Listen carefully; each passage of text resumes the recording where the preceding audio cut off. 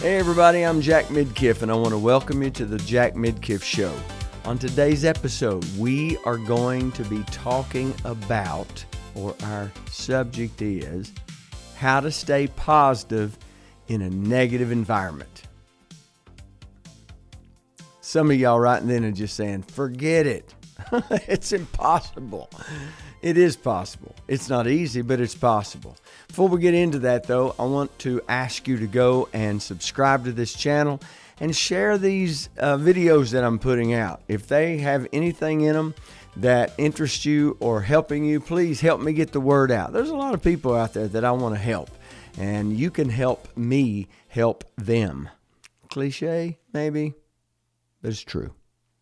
Hit the share and push it out there. Also, go to all my other socials, Instagram, Facebook, TikTok, all those. I post on several times a week. I try to every day. Don't always get it done, but you will not find anything on my channels that is depressing or critical or whatever. I just want to put stuff out there that'll help you. Sometimes the truth is the truth, and the truth isn't always pleasant, but I even try to keep that on a positive. Sticking my head in the sand, you say? No. As a man thinketh in his heart, so is he.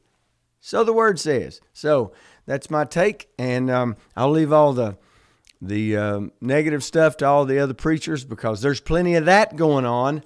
What? All right, how do I stay positive in a negative world? First thing, if you're taking notes, write this down. If not, make a mental note. Accept that you can't control everyone else. As a matter of fact, you might just want to put down there, you can't control anyone else. You're the only one that you can control. I can't control my wife's actions. Don't want to, but I'm just saying. I can't control my children's actions. I can't control the people I work with actions. So many people spend their emotional energy trying to change negative people. And quite frankly, that never works. You're not going to do that. So you got to focus on what you control. What do I control? Number one, I control my attitude. You have a choice as to what your attitude is. And the farther you let your attitude get down into that place of regret and aggravation and that place of irritation, the harder it is to get it back out. So control it before it gets there. You also control your thoughts. Yes, you cannot control what you can't control, how do I say this? You can't control seeing something and that thought appearing. You can control how long it stays there. You can control how you ponder on it. So that's so important to understand. You can control your responses. Ooh, I've had to work on that one. You can control your responses. Even if someone says, I can see it on your face, what you're thinking. Really, they can't. So don't let that be a trigger to make you. Some people want to poke the bear, so to speak.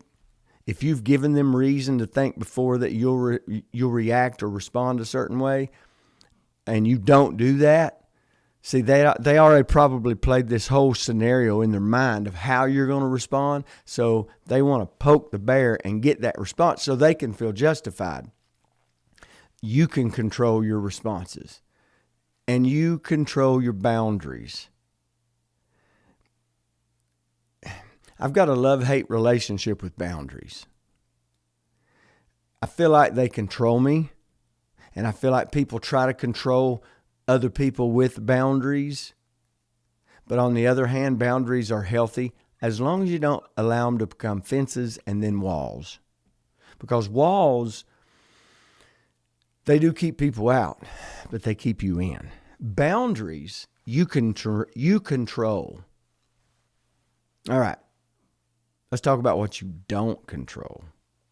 You do not control other people's opinions. Oh, I'd like to, wouldn't you?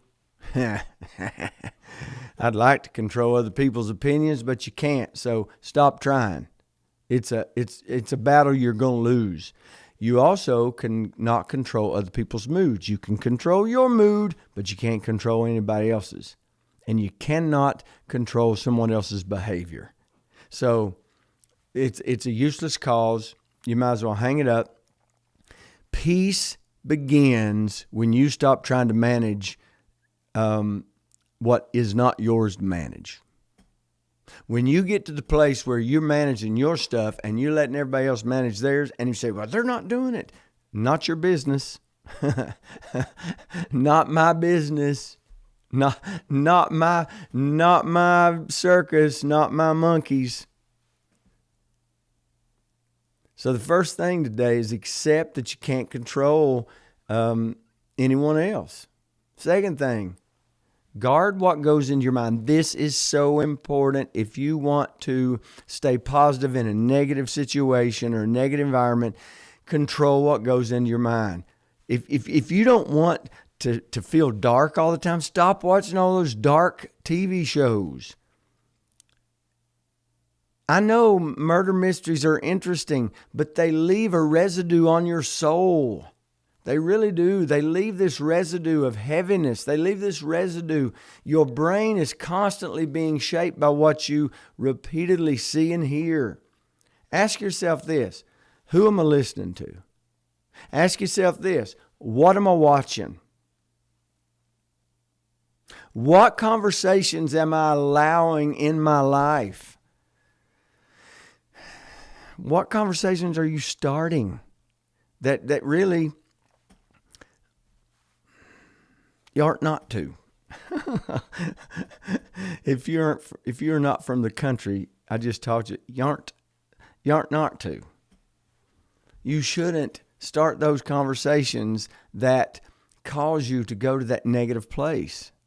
And don't allow those conversations. Negative input eventually becomes negative thinking. So what you allow to come in sets up this homestead, so to speak, in your mind. Positive input strengthens resilience. If you want your mind to stay positive, then put positive things in your mind. Guard what goes in.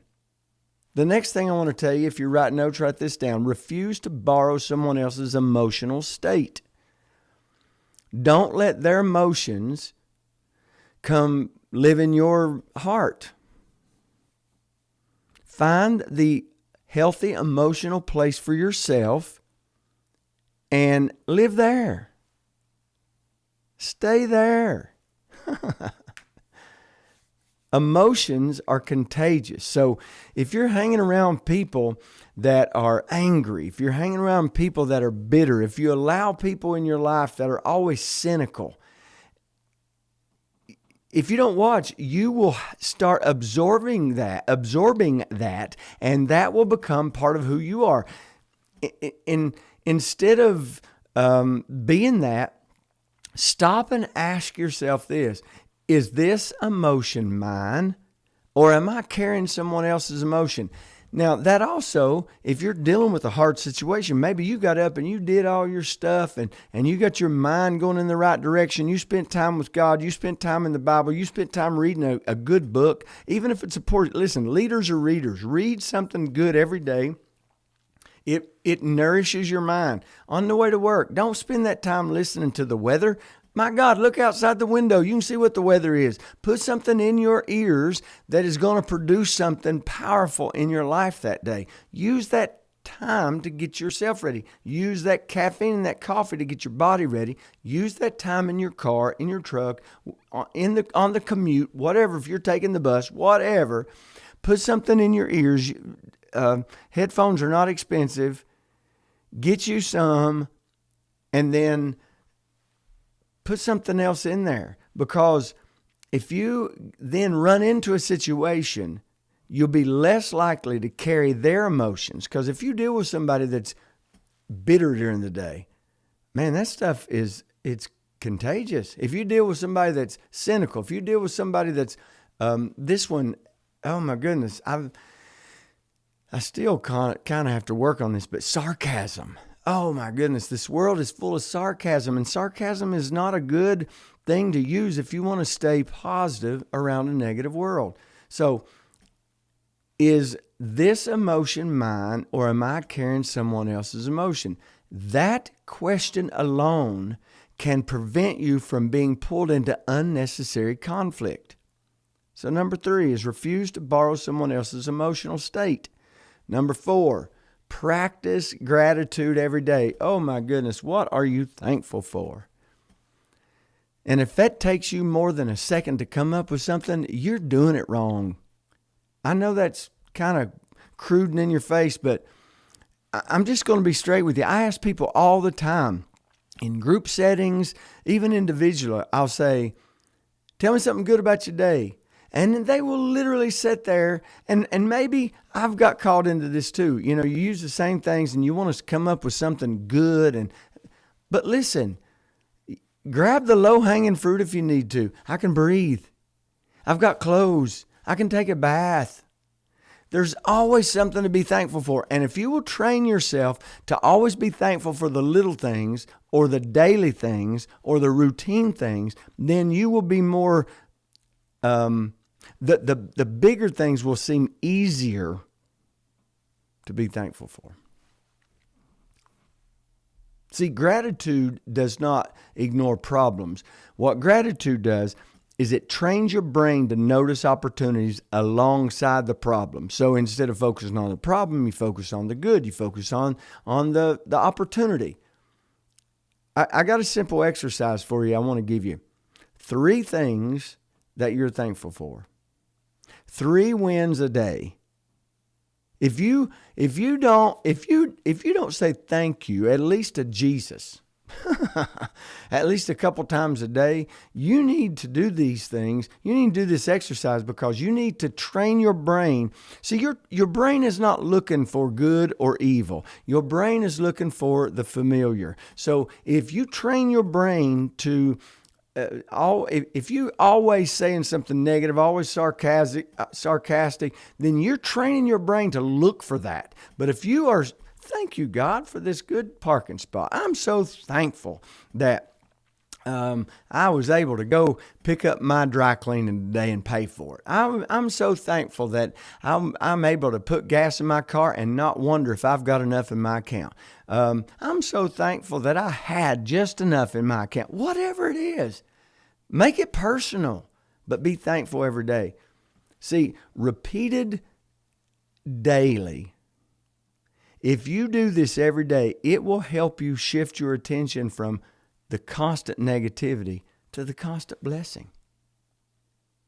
So number 4, practice gratitude daily. Number 5, set healthy boundaries. I done told y'all when we started, boundaries is not my favorite because I feel let me say, boundaries has not been my favorite because I haven't understood them. And I still think people use them as manipulation tools at some time. At some points. I really do. I think boundaries can go unhealthy as healthy as they can be. And I'm telling you to set healthy boundaries, so I think they can be healthy. I want you to make sure that you don't use boundaries as protection tools to keep you locked in to toxic traits. Okay? That's what I want you to do. Not every battle deserves your energy. And so that's why boundaries are good. Sometimes positivity means leaving the conversation. Sometimes limiting time with toxic people. Sometimes saying no. Sometimes protecting your peace. All of those things are so good. Just don't use it as an extreme measure. Don't use it as manipulation. That's all I'm going to say. Stop using things to manipulate the world around you. Get healthy. Become healthy. Have healthy conversations. I deal with so many people that they love their answer machine on their phone. You know what? There's times I don't answer my phone too. But if it's my friends, if it's my coworkers, if it's people that I do life with, I answer my phone. You say, well, that's you. Yeah, I know it's me. And it should be you more.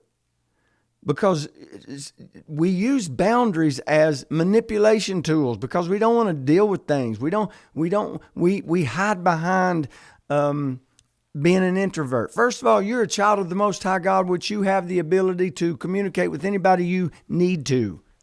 Just because sometimes, hey, there's nothing wrong with protecting yourself. All I'm saying is be healthy about it. Okay? I'll move on because I digress. The next one. That one was set healthy boundaries. If you're numbered and Mrs. number 6, remember that circumstances don't define your identity. If you go through hell, keep on going. I don't know how the song goes. You're going to deal with negative things, but don't let it determine who you are. Don't let circumstances define your identity just because somebody else has allowed them to define theirs. You might work in a negative workplace. You may live in a difficult home. You may be surrounded by criticism, but your environment does not have to become your identity. So just because you work with negative people, don't become negative. Just because you're surrounded by criticism, don't become critical. Just because you live in a crazy environment doesn't mean that you have to become crazy acting. Instead of saying something like, I've heard so much, this place is driving me crazy, or this place is making me negative. Why don't you say something like, this place is giving me an opportunity to become more resilient. This place is giving me an opportunity to plant more positivity. Say that. The 7th thing. Build habits that strengthen your mindset. So what does that look like? Read something encouraging every day. Leaders are readers. Leaders are readers. Leaders are readers. I've heard so many people say, I don't like to read.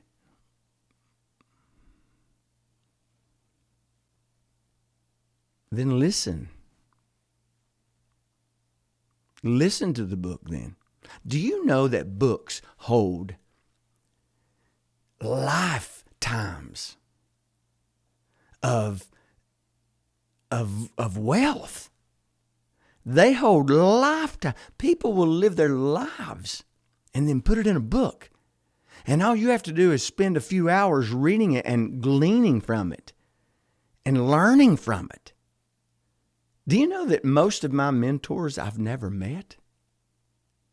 To be honest, most of my mentors are dead. And they teach me all the time. How do they teach you? They teach me by I'm reading their books.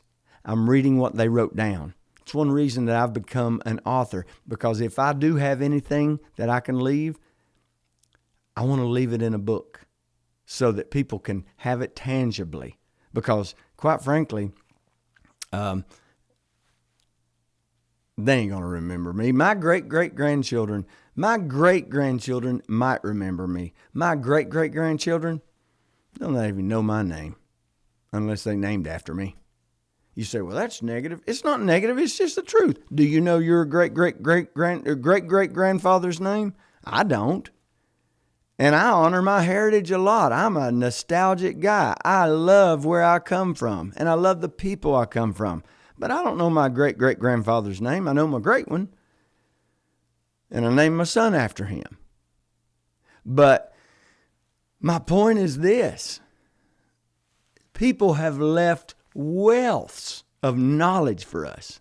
So, if you want to build a strong mindset, read something encouraging. You don't have to sit down and read a novel. Read 2 pages, read a page, read a paragraph, read something that will give you strength. Do it every day. Pray, meditate, exercise. Get your hide up and exercise. This is something I've not always done, but I do it now. Journal. It's an amazing tool. Positive affirmations. What does that mean? Say every day, I am strong. I am worthy. I am healthy. I am. Instead of saying, I'm confused. Don't say that. I have the mind of Christ. If you're confused, the facts are you probably are confused, but don't say that. Don't give that affirmation. Make the affirmation positive. Spend time lifting other people up. If you want to strengthen your mindset, spend time encouraging somebody else. Those habits that I just went through create an internal environment that's stronger than the external environment. I got one more for you. Focus on purpose. Focus on your purpose. People with a clear purpose are less likely to be distracted by negativity. What is it that you're supposed to be doing? What is it that you want to do? What is it that you are called to do? When you know where you're going, criticism, gossip, pessimism, they all lose power in your life. Every one of them. So ask yourself this: what kind of person do I want to become? What values do I want to live by every day? Because purpose keeps you moving forward even when your environment is trying to pull you back. All right, I'm going to wrap this up, and here it is. Negativity is inevitable, but becoming negative is a choice. And you make that choice by what you repeat over time. So you may not be able to change your environment immediately, but you can choose a mindset that you bring into your environment every day. And what you do is, the more you do that, and over time, that mindset not only protects your own well-being, but it also plants seeds into other people's life. And I got this wrote down that I want to finish today with, and you might want to write this down. Don't let the environment shape your character. Don't let the environment shape your character. Let your character shape how you respond to the environment. If anything in this time we've had together has been helpful to you or encouraging to you, share this video. Go follow everything that I do. Let's stay in contact. Go check out what I got going on jackmidkiff.com. I believe that we can have a positive effect on the negativity around us, but it starts right here. Have a great day.